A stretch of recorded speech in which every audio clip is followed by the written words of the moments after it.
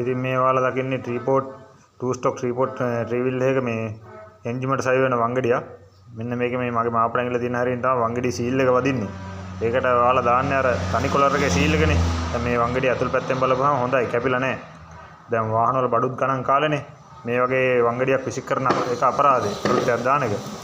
ඒකට තියෙනවා විසඳුමක්. මේ තියෙන ඩබල් කොලර් සීල් එක. මේකේ මේ පැත්තනොත් සීල් එක මේ පැත්තනොත් අල්ල ගන්නවා. අතුල් පැත්තනොත් කොහොමද අල්ල ගන්නවා. මේ සීල් එක විතර අපේ එන්ජින් එකට ගහන්නේ. මෙහෙමනේ. මෙහෙම ගහපම් මේ එළිය පැත්තනොත් කොලර් එකෙන් අල්ල ගන්නවා. අතුල් පැත්තනොත් කොලර් එකෙන් අල්ල ගන්නවා.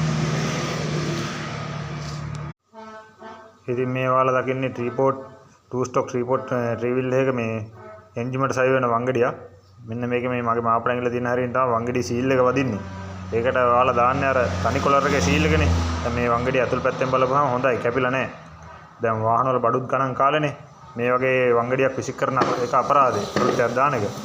ඒකට තියෙනවා විසඳුමක්. මේ තියෙන ඩබල් කොලර් සීල් එක. මේකේ මේ පැත්තනොත් සීල් එක මේ පැත්තනොත් අල්ල ගන්නවා. අතුල් පැත්තනොත් කොහොමද අල්ල ගන්නවා.